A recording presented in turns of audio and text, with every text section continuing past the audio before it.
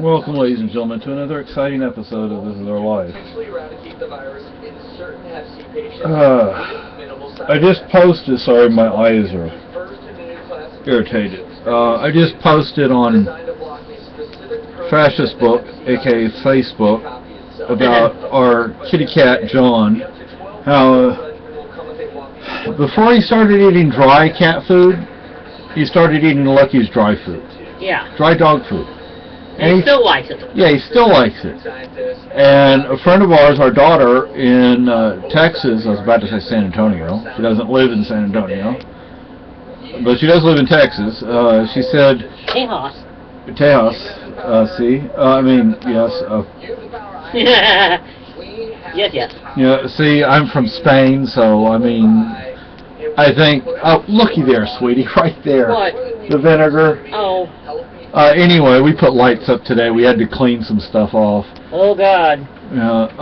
Anyway, for those who don't know, our kitty cat John is named after a friend of mine, John Quintanilla, who was murdered by the state of Texas for a crime he didn't commit, but he took the rap for it. I mean, I don't... He protected his sister, you know, I mean, I have to give him kudos for that. He protected his sister. I'm about to cry. Because I posted this about our cat, who's named after him, eating Lucky's food, and John's wife commented that John was always very specific about what he liked. And what she told me was, you know, they sent her all his stuff after they murdered him. And he bought a lot of stuff from the canteen, or... Oh, gosh. they call it the canteen. Yeah, what they can buy. Yeah, so he basically had a lot of food. Now, if you look at pictures of him, he doesn't look like he's a big guy. Or that he was a big guy, but... He was a good guy. How do you spell that? V-I-O-X? Is that how you spell that one? V-I-O-Z. Z. .ca. I think it's C-A or C-O. C-O, I think it is. When I get something in my head, I have to ask or I'll forget about it, and then I'm going, what the heck was I thinking about? And, you know, I wrote to one other death row inmate in Texas. Well, guess what? It turns out that asshole. Well, he's off death row now. Oh. Turns out he may not be guilty. I mean, it looked to me that this other guy was guilty. I mean, still, from, you know, at this point, from my perspective, it still looks like he's guilty. I mean, I didn't see, from what I saw, it didn't look like he even denied his guilt. But I shouldn't have written to him, because I can't write to another person on death row right now. I'm still dealing with what happened to John, and it's... See, when you write to somebody on death row, especially in Texas, there's a 99.9% chance that they're going to die. So... And you get emotionally attached to them, and kind of... Yeah, and then so it's like...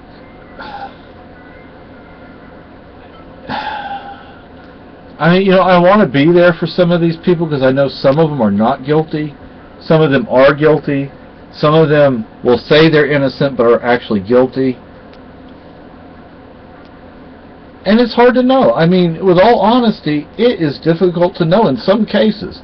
In other cases, it's not. In some cases, these guys openly admit to what they've done, and some of them are sorry for it. It's kind of...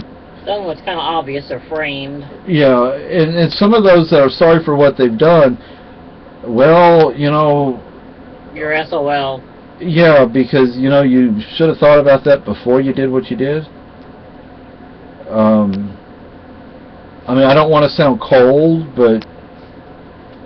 And, you know, I do feel bad for your situation, but at the same time... It's like once they've got you in there, you're going to have a hell of a time getting out again. Yeah. And I wanted to mention about one person on Texas death row, a female on Texas death row. I'm also reluctant. I sent her a Christmas card the first year we were in this apartment.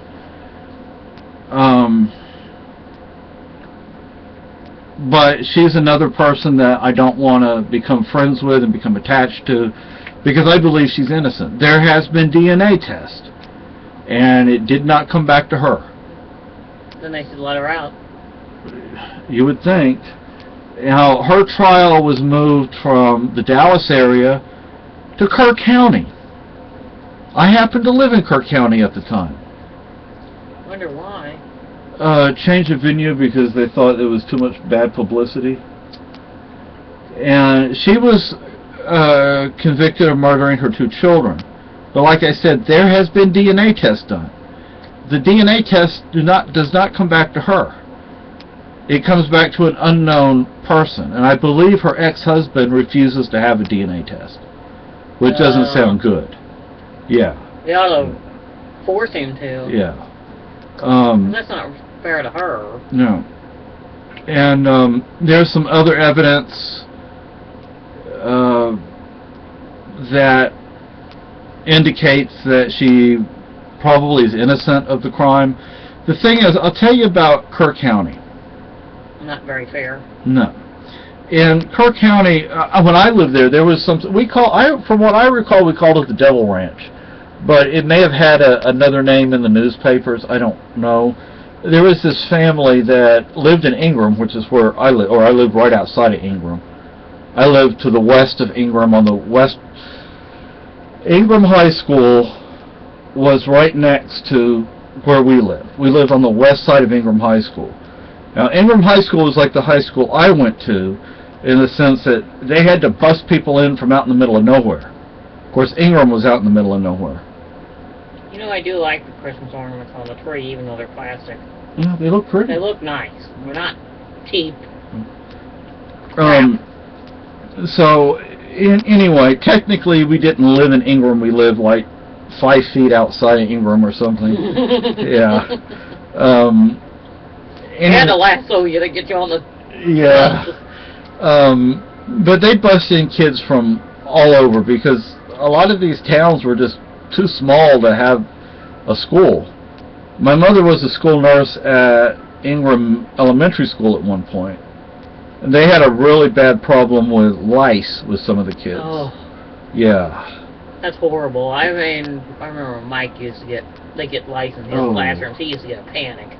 Yeah, they had to shave the kids' heads, put medicine on the kids' heads. Anyway. I'm sure the parents didn't appreciate that either. No.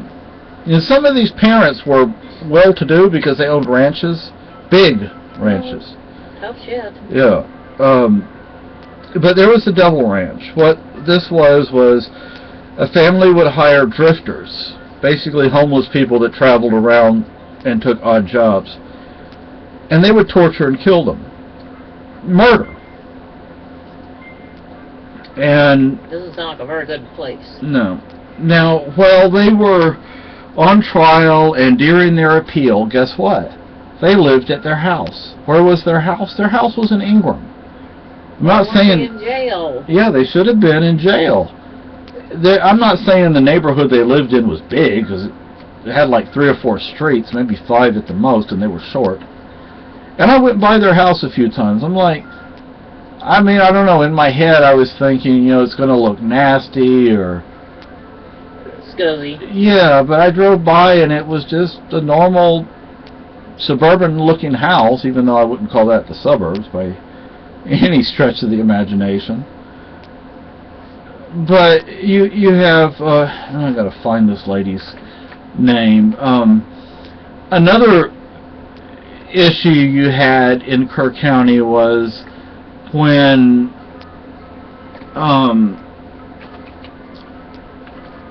whenever there was a murder,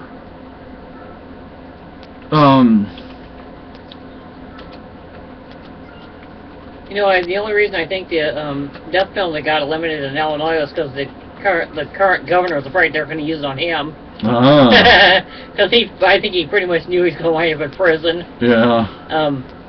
Not Thompson, but George Ryan. George Ryan.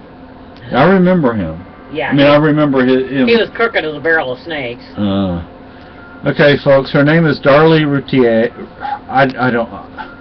Routier, I would say Routier, but this is the United States. I don't know how you would pronounce it, to be honest with you. But her trial took place in Kirk County while I lived in Kirk County, and like I told you, they had the Devil Ranch, and they got to stay home. Doesn't make any sense to me. No, and then whenever there was a murder, not like we had many murders, you know, but still. Somebody killed the cow! Who do you think got blamed? The illegal aliens from Mexico, because they didn't have the money to hire a real attorney. They didn't fight back. Right. Basically. So, I'm not saying in some in some cases maybe they did commit those murders, but in other cases they didn't. But the people who did had money. You know, they were ranchers, you know, the families of ranchers. Well, in some places, times, the Mexicans are not the best Oh yeah, people. there was a murder. Like I said, I lived in Ingram. There was a murder at Ingram Dam, which was like a really popular place for people to go, and it was done by an illegal alien. And oh boy, did they search for that body. I mean, I lived there. He didn't stand a chance, huh? No. And they found the body. It took them a while to find the body, but typical of the Guadalupe River up in that area, it was under something. You know, there's a lot of debris in the river up there, and but they were in there, you know, with on foot, and you know, they're looking under stuff. It wasn't an easy searching. No, they were there for hours and hours, maybe days. I don't remember. Why was it so hard to? Well, there's so many trees, so much tree and brush that's under the water, and rocks. And it kind of carried the bodies. Yeah, and then it gets stuck under something, and you really have to work at getting that stuff out. Search. Yeah. So, but yeah, that, you know, in that case, it was an illegal alien. There was no doubt. I mean, there were witnesses, both illegal aliens and non-illegal aliens, who said, this guy over here did it. He stabbed a person. Stabbed another illegal alien. So he was kind of messed up. Yeah. So, I mean, you know, I'm not going to sit here and say that every illegal alien is innocent of... Or guilty. Yeah, is innocent or guilty. It depends on the situation.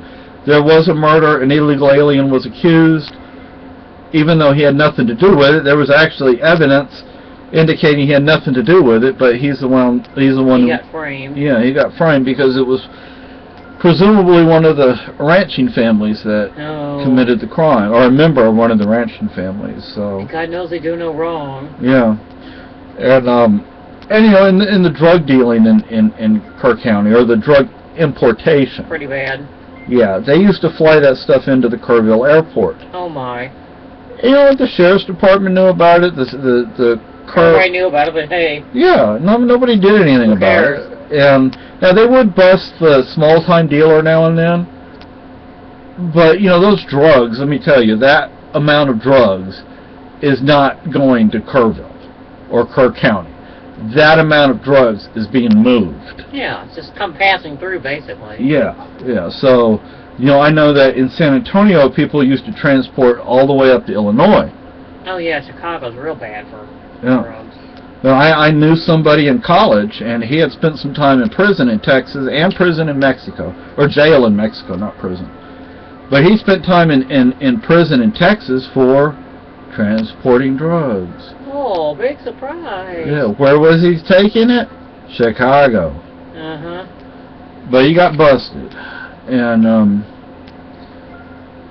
but yeah, Darlie Routier, I mean, I don't have all the facts in the case, but from what information I do have, I would think she's innocent. I would, at the absolute least, she needs to be taken off death row and given a new trial, or at least give her and her lawyer time to come up with the the various... To work on the case. Yeah, to work on the case, because if she's not guilty, then she shouldn't be killed. Now, my wife is not against the death penalty the way I am, but still, if she's not guilty, take her freaking off of death row. But see, I don't even... I want to write to her, but I don't want to write to her, because she's on death row, and I don't believe she's guilty. And what's going to happen if I write to her and they wind up killing her? I'm not going through this again. Okay, I'm not going to do it again. I believe John was innocent. Okay, there's evidence. Didn't he kind of say it too? Yeah, I mean, he admitted that he was doing it. What it was. Yeah, that he was taking it for his sister. I have respect for him for that. What did he do? I mean, I don't remember. His murder of a family, like a home invasion, I think. Something, I don't remember. I'd have to look it up. But so anyway, our male kitten is named John M. Quintanilla for my friend John, and he wants to rip the Christmas ornaments off the tree. Yeah, Rascal. I would really like to write to another death row inmate, but I'm not going through this again right now. And I mean, to be honest with you, to find another person like John, you probably won't. Yeah, I mean, he was one in a million. I mean, I sent him stuff, and he said, "Oh, books. You don't have to send me anything." You sent him books. Yeah, I sent him books, and he's like, "Oh, you don't have to send me anything." He'd get some books, and then I would write to him and say, "Hey, I sent you some stuff from Amazon," and he's like, "Oh, yeah, I got some stuff. I didn't know who sent that to me. Thanks, but you don't have to send me anything, man." Like, you had to be bored as hell. Yeah, I mean, you're sitting in this cell basically 24/7. They're supposed to give you an hour a week. Yeah, an hour a week. Yeah, but a lot of times they don't even get that. And if you've ever seen the rec facility, I've seen pictures and video of it. It's not. Isn't it like a bunch of games and that's about it? It's a concrete room. Oh, I mean, like they can play checkers, but they have to make their own checker set or something. Well, it has a basketball thing up. Well, I mean in the cell. Set, or in the table that they have that are like in the middle of the cells. Oh, they have like a desk. Oh. Attached. It's like all. I thought there was like some of them. Well, I mean, I guess general population, they have tables, in like a unit or something. Yeah, but Texas Death Row, you're in your cell. You can't shake hands with anybody. When they take you out, they chain you all up. Your hands are back here. I don't remember where it was, but one guy got in trouble for, they took away his privilege to play chess through the mail. Oh, my. I was like, God damn, I mean, and that was in... I think it was one of those things they have on NBC, MSNBC that I watch, Well, I watched a thing on death row in not Illinois, in Louisiana, and I'm like, oh my gosh, this guy had a party with his family. I mean, literally a party. They had this big, like a gymnasium, and they had a crawdad boil, and I'm like, oh my gosh. 2 nights in the Berkshires for 2. In Williamstown, a 1896 house, $289. So anyway, I guess that's all I have to really say. I mean,